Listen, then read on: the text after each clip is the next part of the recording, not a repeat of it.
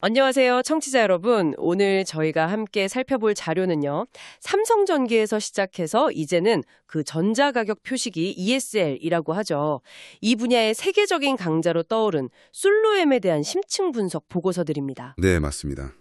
이 자료들을 토대로 솔로엠이 어떤 기업인지, 또 핵심 사업은 뭐고, 앞으로 어떤 성장 기회를 보고 있는지, 그리고 청취자께서 또 주목해야 할 점은 뭔지 그 핵심만 좀 뽑아보겠습니다. 네. 목표는 청취자께서 이 기업의 본질 그리고 잠재력을 좀 빠르게 파악하시도록 돕는 겁니다. 그렇죠. 복잡한 내용을 좀 명료하게 정리해드리는 게 중요하겠죠? 자, 그럼 본격적으로 분석을 시작해 볼까요? 솔로엠 하면 역시 가장 먼저 ESL 사업을 빼놓을 수 없죠. 네, 그렇습니다.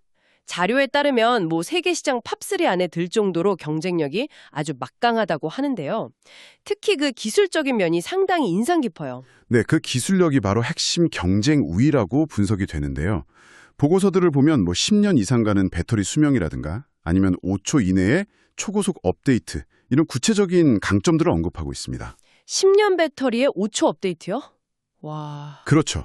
이게 단순히 편리하다 이걸 넘어서요. 긴 배터리 수명 같은 경우는 매장의 운영 비용, 특히 인건비를 줄여주는 효과가 크거든요. 그러니까 총 소요 비용 절감 효과죠. 아, 그렇군요. 운영 비용 절감이 크겠네요. 네. 그래서 스위스의 미그로스나 미국 로우즈 같은 그런 대형 유통고객사를 확보하는데 아주 결정적인 역할을 하고 있다고 분석합니다. 가격 표시 외에도 재고 관리 효율화라던가 또 종이 절약을 통한 친환경 기여 이런 것도 중요한 가치로 평가받고 있고요. 네. 사실 북미나 아시아 시장은 아직 ESL 도입 초기 단계거든요. 아직도요? 네. 그래서 이 지역에서의 성장이 솔로엠에게는 아주 큰 기회가 될 수 있다. 이런 분석이 많습니다. 그렇군요. ESL 외에 또 전통적인 캐시카우, 파워 모듈 사업도 빼놓을 수는 없겠죠. 그럼요. 중요하죠. 특히 그 TV용 3-in-1 보드요. 파워, 영상 처리, 제어 기능을 하나로 합친 거예요. 이에 특정 고객사 내에서는 점유율이 거의 압도적이라고 하던데요. 네. 삼성전자 내에서 그렇죠. 근데 이 기반 기술을 활용해서 또 새로운 도전을 하고 있다는 점이 저는 좀 흥미롭더라고요. 이 부분 자료들은 어떻게 분석하고 있나요? 맞습니다. 여기가 바로 솔로엠의 그 미래 성장 전략하고 딱 맞닿는 지점인데요. 아하. 기존의 그 파워 모듈 기술력을 바탕으로 해서 전기차, EV 충전기용 파워 모듈하고요. 또 요즘 AI 때문에 뜨거운 데이터 센터 서버용 파워 모듈 시장에 아주 공격적으로 투자하고 있다.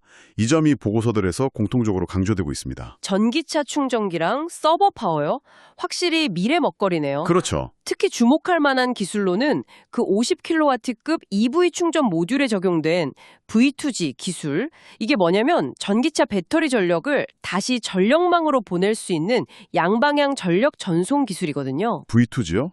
전력망 안정화에도 도움이 되겠는데요? 네, 잠재력이 있죠. 단순 충전을 넘어서는 겁니다. 또 서버 발열 문제, 이게 심각한데 이걸 해결하기 위한 순행식 냉각 기술 개발도 중요한 포인트로 꼽히고요. 순행식. 그리고 멕시코에 신공장을 짓는 것은 아무래도 북미 시장 공략 그리고 IRA, 그 미국의 인플레이션 감축법에 따른 현지 생산 세제 혜택 같은 걸 염두에 둔 전략적인 움직임으로 분석이 됩니다. 단순히 부품 회사를 넘어서 진짜 솔루션 기업으로 가겠다 이런 의지가 그 비전 333에서도 보이는군요. 2028년에 매출 3조, 영업이익 3천억 목표. 네, 맞습니다. 보고서들을 보면 이 비전을 달성하기 위한 구체적인 전략들도 좀 나와 있죠? 네, 그렇습니다. 핵심은 역시 EV 충전이나 서버 파워 같은 신사업 내출 비중을 전체의 30%까지 끌어올리겠다는 목표입니다. 30%면 상당히 큰 비중인데요. 그렇죠.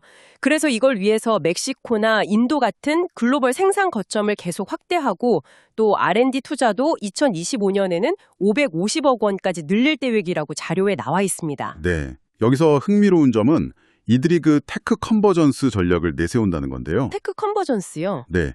뭐랄까 기존의 강점인 파워, 통신, 디스플레이 기술을 서로 융합해서 시너지를 만들겠다 이런 구상입니다. 예를 들면 전력 효율성이 중요한 파워 기술하고 데이터 전송이 핵심인 통신 기술을 결합해서 더 스마트한 EV 충전 솔루션을 만든다거나 하는 식이죠. 아, 기존 기술들을 잘 엮어서 새로운 가치를 만들겠다 이런 거군요. 네, 바로 그거죠. 그런데 2023년까지는 실적이 아주 좋았는데 보고서에 따르면 2024년에는 약간 좀 숨고르기를 할 수도 있다 이런 전망도 있네요. 어떤 요인들이 언급되고 있습니까? 청취자께서 유의해야 할 위험 요인도 좀 짚어주시죠. 네. 분석 자료들을 보면요. 아무래도 글로벌 경기 둔화 가능성이라던가 아니면 주요 고객사의 투자 일정이 좀 변경된다거나 물류비 부담 같은 그런 외부 요인들을 단기적인 실적 변동 요인으로 꼽고 있습니다. 외부 요인이 크군요. 그리고 청취자께서 좀 고려하셔야 할 리스크로는 ESR 사업 자체의 단기적인 수주 변동성, 이게 있을 수 있고요. 또 경쟁이 점점 심해지는 EV 충전기 파워 시장에서 입지를 잘 확보할 수 있을지, 그리고 신사업 투자가 과연 예상대로 성과를 낼 수 있을지에 대한 불확실성, 이런 것들이 지적되고 있습니다. 확실히 리스크도 있네요. 네.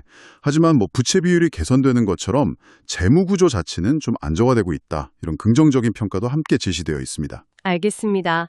오늘 살펴본 자료들을 종합해보면 솔로앰은 ESR 시장에서의 아주 강력한 입지를 바탕으로 해서 EV 충전, 서버 파워 같은 미래 유망 산업으로 빠르게 확장하면서 성장을 도모하는 기업이다. 이렇게 정리할 수 있겠네요. 그렇죠. 청취자께서도 우리 주변의 리테일 환경 변화라던가 전기차 확산, 또 AI 데이터 센터 증설 같은 이런 트렌드와 솔로앰의 전략을 한번 연결해서 보시면 더욱 흥미로운 관점을 얻으실 수 있을 겁니다. 네. 여기서 한 가지 더 좀 깊이 생각해 볼 질문은 이거인 것 같습니다.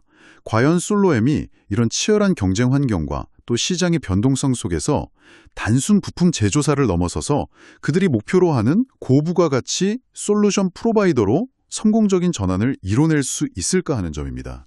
그 전환이 성공할 수 있을지. 네. 결국 비전 333 달성 여부가 이 질문에 대한 답을 가늠할 중요한 잣대가 될 것이고요. 이건 청취자께서 앞으로 몇 년간 계속 주목해 볼 만한 그런 관전 포인트가 될 것입니다. 네, 중요한 포인트네요. 오늘 분석은 여기까지입니다. 청취자 여러분의 깊이 있는 이해에 조금이나마 보탬이 되었기를 바랍니다.